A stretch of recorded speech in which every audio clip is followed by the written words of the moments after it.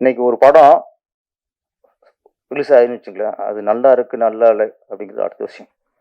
ஒரு படம் விமர்சனத்துக்கு உள்ளானதுதான். யார் நடிச்ச படமா இருக்கட்டும். ஒரு படம் வெளியே வந்துட்டாலே அது விமர்சனத்துக்கு உள்ளான படம் தான். ஆனா அந்த படத்தை பத்தி விமர்சனம் இருக்குமே தவிர இன்னைக்கு அப்படி இல்லை.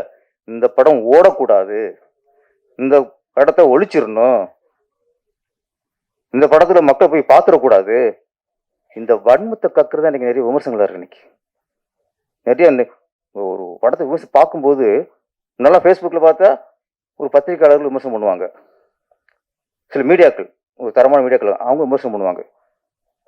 அப்போ அதை பார்ப்போம். அப்போ அவங்க சரியா நிறைய குறைகள் எடுத்து சொல்லுவாங்க, பத்திரிகையாளரும் சரி மீடியாக்களும் சரி.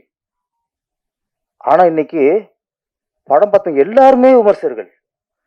ஃபேஸ்புக்ல விமர்சனமா போய்கிட்டு இருக்கு.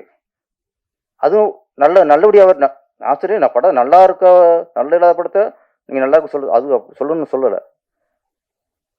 வன்மமா இருக்கு சார், கேவலமா திட்டுறது. இவங்களாம் பெரிய சாதிச்ச மாதிரியும், இவங்களும் பெரிய வெற்றி கொடுத்த மாதிரியும் சரி சரியில்லை சரின்னு சொல்லிடுற, அவ்வளோ மேட்ரு முடிஞ்சது. யாரும் உன்னை வந்து சரியாக சொல்றதில்ல. அந்த வன்மம் தான் சார், வன்மத்தை வாந்தியா எடுக்கிறது இன்னைக்கு இதாக இருக்கு. இதை தடுக்கணும் சார். முதல்ல நான் சொல்றது, நீங்க நம்ம படம் ரிலீஸ் பண்றோம், அடுத்த விஷயம் இன்னைக்கு ஒரு படத்தை இதுல வந்து ஒரு ஜாதி ரீதியாகவும் சில விமர்சனங்கள், ஒரு படத்தை அவனுக்கு பிடிக்காத படம் தான் ஒழிச்சிடணும். மத ரீதியாகவும் இன்னைக்கு விமர்சனம் வருது, அரசியல் ரீதியாகவும் இன்னைக்கு விமர்சனம் வருது. ஒரு நடிகர்கள் இன்னொரு நடிகர்கள் இந்த மோதல் ரீதியாகவும் விமர்சனம் வருது. ஒரு படத்துக்கான விமர்சனம் இல்லை. இதான் இன்னைக்கு நடக்குது. ஒருத்தன் பிடிக்காத ஜாதிக்கான படம் வந்தா இது எப்படியா ஓச்சரும் வரிஞ்சு கட்டிட்டு இறங்கிறாங்க. ஒரு பிடிக்காத நடிகருக்கு படம் வந்தா எப்படி ஓடக்கூடாது அதுக்கு வரிஞ்சு கட்டிட்டு விமர்சனம் பண்றாங்க. விமர்சனங்கிறது அது ஒரு நியாயம் இருக்குங்கள, உன் வன்மம் இருக்கக்கூடாதுல்ல. இன்னைக்கு அதை ஒழிச்சா போதும் சார். நீ அதை ஒழிச்சா போதும். இன்னைக்கு அதை ரொம்ப ஜாஸ்தியா இருக்கு இன்னைக்கு. அப்புறம் தியேட்டர்கள் ஒதுக்குறது இதெல்லாம் அப்புறம் பார்த்துக்கலாம். இப்போ கதாநாயகன் விஜய் கௌரிஸ் பெரிய நம்பிக்கையோட, பெரிய முயற்சியோட, ஒரு லட்சியத்தோட இந்த படத்துல இறங்கி இருக்கிறாரு.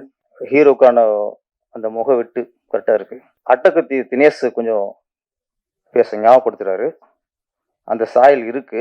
அந்த சாயல் இருக்கும்போது திரும்ப நம்ம அவரை ஞாபகப்படுத்துற மாதிரி நம்மளோட ஆக்டிங் இருக்கக்கூடாது. 2 மணி நேரத்துல அந்த அப்படி பண்றீங்கல்ல, அந்த கெத்து, அது டக்கு நம்ம நீங்க நடிக்கும்போது அவர் ஞாபகம் வந்துடுது. அதை மட்டும் நீங்க தவிர்த்துக்குங்க. உங்களுக்கு அதான ஒரு கதாநாயகன முக விட்டு, முக அமைப்பு, திறமை எல்லாமே இருக்கும்போது நம்ம தினேஷ் மாதிரி இருக்கோம் அப்படின்னு உள்ள நினைச்சிட்டே இருந்தாலே தினேஷ் மாதிரி ஆக்டிவிட்டி வரும்.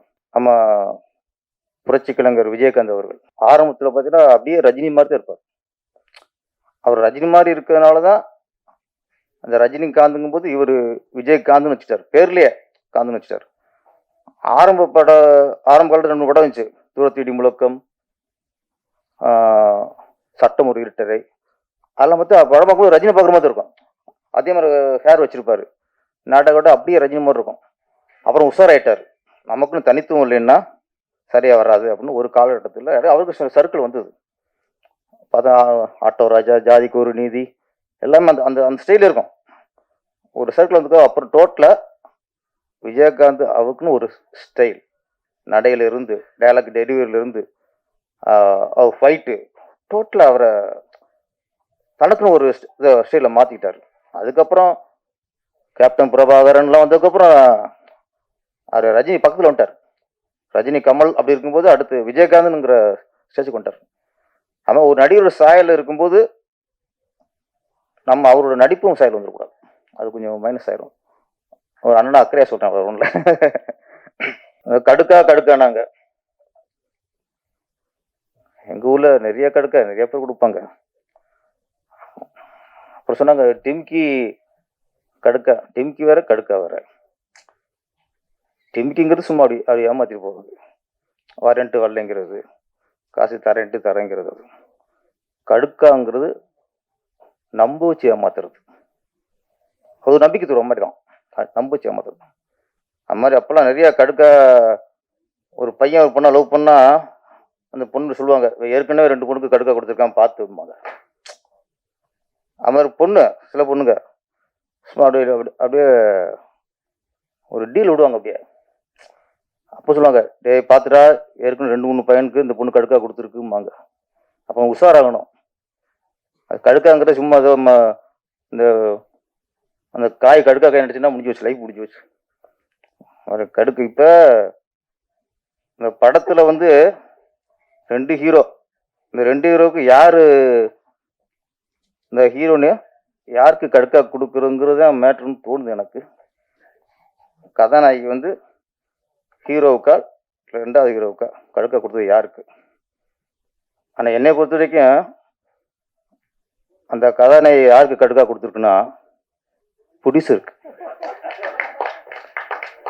நல்லா கொடுத்துருக்கு கடுக்கா. மேடையில் புலம்புற அளவுக்கு சரியான கடுக்கா கொடுத்துருக்கு. இதுதான் கடுக்கா. கடுக்காக்கு மீனுங்கிறது நம்ப வச்சு ஏமாத்துறது. நம்ம நடித்த படத்துக்கு ஆடியோ ரிலீஸுக்கு வரணும்ல. போஸ்டரில் பூரா நிறைய போஸ்டர் பார்த்தேன். ஹீரோட சைடில் இருக்காங்க 2 பேரும். அந்த பொண்ணு சென்டராக இருக்கு. அப்படி போட்டு கடுக்கா கொடுக்கணும் பாருங்களேன். நீங்கள் போய் பப்ளிசிட்டி அந்த பொண்ணுக்கு அதிகம் பண்ணுறீங்க, எல்லாம் பண்ணுறீங்க. அதனால் கதாநாயகி ப்ரொடியூசருக்கு கடுக்கா கொடுத்து விட்டது.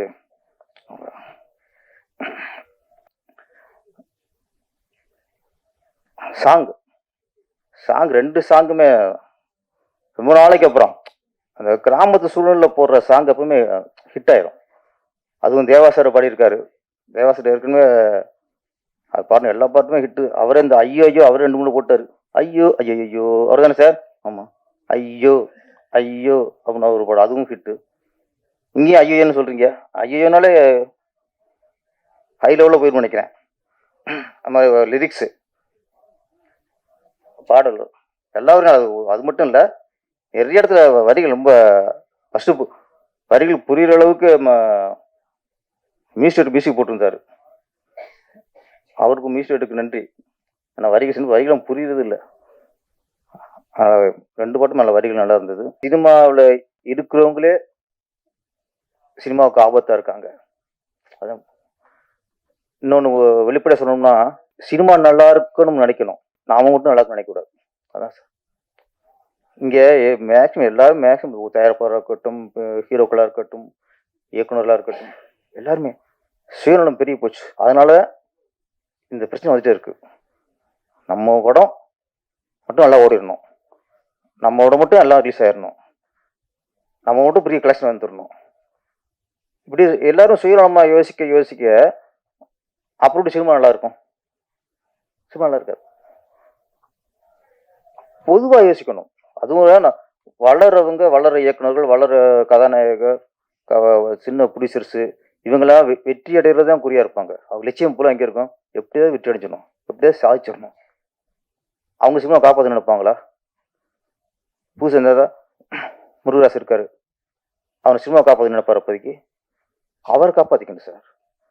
அவர் படத்தை வெற்றி அடைய நினைப்பார்.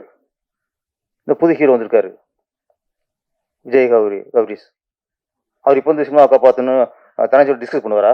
எப்படி சார் சினிமா காப்பாற்றலாம்ட்டு? அவங்களுக்கு முதல் படம், இந்த படத்தை எப்படி வெற்றி அடைய வைக்கணும், நம்மளை எப்படி நிலை நிறுத்தணும், நம்ம எப்படி வெற்றி அடையணும், இதில் தான் புது இயக்குநர்களுக்கு, புது கதாநாயகர்களுக்கு, புது தயாரிப்புகளுக்கு கவனம் அங்கே தான் இருக்கும். இதில் சம்பாதிச்சு 7 தலைமுறைக்கு அழிக்க முடியாத அளவுக்கு சொத்து சம்பாதிச்சிருக்கோம்ல சினிமாவில். நம்ம தான் சார் யோசிக்கணும், சினிமா காப்பாற்றணும் நம்ம தான் யோசிக்கணும். சினிமா கொடுத்த காசுல இன்னைக்கு செழிப்போட அழிக்க முடியாத சொத்தோட பேரும் புகழோட இருக்கும்ல, இதெல்லாம் யாரு கொடுத்தா?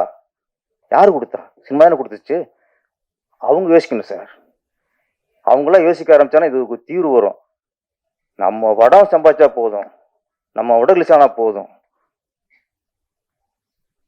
அப்படிங்கும்போது நம்ம மட்டும் பணம் எடுத்தா போதும், நம்ம இத்தனை கலெக்ஷன் காட்டினா போதும், நான் எப்படி இருக்கும்? அதனால அவர் ஆர் உதயகுமார் சார் இருக்கட்டும், சுபாஷ் சாரா இருக்கட்டும், நம்மளாம் இங்கே மேடையில் பேசுகிறோம் ஆதங்கம் தான் தவிர இதுக்கு தீர்வு இல்லை. இதுக்கு தீர்வுங்கிறது சினிமாவில் சம்பாதிச்சு சினிமா புகழோட இன்னைக்கு அப்படி சிம்மாசனத்தில் உட்காந்துருக்காங்களே இவங்க எல்லாம். நான் சொல்கிறேன், டைரக்டர், தயாரிப்பாளர், நடிகர் எல்லாம் சொல்கிறேன். இதுக்கப்புறம் என்ன சார் சம்பாதிக்க வேண்டியிருக்கு? இதுக்கப்புறம் சம்பாதிக்க வேண்டிய இருக்கு. சினிமா வாழ வைக்கணும். நம்மளை வாழ வச்ச சினிமாவை நாம வாழ வைக்கணும்ல. அதுதான் இங்க இல்ல. அதாவது உதயகுமார் சார் அவரு ரெகுலரா பேசிட்டே இருக்கோம். இதுக்கு ஒரு சீக்கிரம் நம்ம வந்து ஒரு நடிகர்ல இருந்து எல்லாருமே சின்ன படங்களையும் வாழ வைக்கணும். பெரிய படங்கள் வந்து அவங்க போட்ட காசை எப்படி வசூல் பண்ண திட்டம் போடுறாங்க. அதுல சின்ன படம் நசிங்கிடக்கூடாது. அதுக்கும் சில வழிமுறை இருக்கணும். இந்த போன வாரம் ரிலீஸ் ஆச்சு சின்ன படங்கள். உண்மையிலேயே போனோட அக்ரிஷ் நல்ல படம். சரண்டர் அவங்க படம் ஒரு சிறந்த படம். எல்லாம் ஹிட்டுகள் வந்துருச்சு. முதல் பக்கம் எல்லாமே நல்ல படங்கள் தான் சில படம் ஹிட்டும் ஆயிருக்கு. இப்ப அடுத்து பெரிய படம் வரும்போது அந்த ஓடிக்கு இருக்க படத்தையும் மொத்தமா தூக்குண்ட நிலைமை வருதுல்ல, அதை தடுக்கணும் சார். நீங்க ஒரு வாரம் கூட படம் வந்திருக்கு, அது அப்பதான் பேர் எடுத்திருக்கு, நல்லா இருக்குன்னு வந்து ரிசல்ட் வந்திருக்கு, கொஞ்சம் அப்படியே மக்கள் பார்க்கணும்னு நினைக்கிறாங்க. அப்போ இன்னும் பெரிய ஹீரோ படம் வரும்போது அதான் வலிச்சு தொடச்சு தூக்கி எரிஞ்சிடறாங்க. அப்போ முன்னாடி ரிலீஸ் பண்ண முடியல, பின்னாடி ரிலீஸ் பண்ண முடியல. இதெல்லாம் நீங்க பெரிய நடிகர் எல்லாத்தையும் கூட்டி வச்சு பேசணும். அவ்வளவுதான். நம்ம வந்து ஏன்னா சினிமா நல்லா இருக்கணும்னா சினிமாவால வாழ்ந்தவர்களை கூப்பிடுங்க, பேசுவோம். அப்பதான் இது நல்லா இருக்கும். மோசம் போயிட்டு இருக்கலாம். மோசம் போயிட்டு இருக்க முடியும். கடுக்கா நான் சின்ன டீமு 2-3 பேர் சேர்ந்த படம் பண்ணியிருக்காங்க. தானஞ்சி சார் கண்டிப்பா இந்த படத்தை கரெக்டாக ரிலீஸ் பண்ணி சரியான வெற்றி அவங்களுக்கு வாங்கி கொடுத்துவாரு. அதனால அடுத்து இந்த படம் ரிலீஸ் ஆனதுக்கப்புறம் விஜய் கௌரிஷ் வந்து வெற்றி படம் நாயனா உருவாயிருவாங்கிற நம்பிக்கை இருக்கு. இந்த படம் வெற்றிக்கு அப்புறம் நிச்சயம் இந்த ப்ரொடியூசர்லாம் திரும்ப அடுத்த படம்னு ஆரம்பிச்சு தொடர்ந்து வெற்றி படங்களாக கொடுங்க, நல்ல படங்களாக கொடுங்க.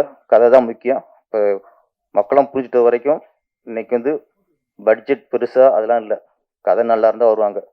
2-3 வருஷமா நல்ல கதை சொல்ல கூட தான் ஓடி இருக்கு. மக்கள் மேலே கொஞ்சம் குறையுமே இல்லை சார். நான் கொல்ல சொல்றது மக்களும் குறையல. அப்புறம் வந்து ஓடிச்சு, குடும்பஸ்தனும் ஓடிச்சு, எத்தனை சின்ன படங்கள்லாம் ஓடி, இந்த அக்யூஸ்ட் ஓடி இருக்கு, எல்லாம் நல்லா ஓடி இருக்கு. சின்ன படம் நல்லா இருந்துச்சுன்னா ஒரு படமா இருந்தா ஓடுது சார். படம்ங்கிற பேர்ல நம்மளை போட்டு குத்தி குதறினாங்கன்னா ஆடியன்ஸ் ரிஜெக்ட் பண்ணிடுறான். கண்டிப்பா கடுக்கா நல்ல படமா இருக்கும், வெற்றி படமா இருக்கும். எல்லாருக்கும் வாழ்த்துக்கள். நன்றி, வணக்கம்.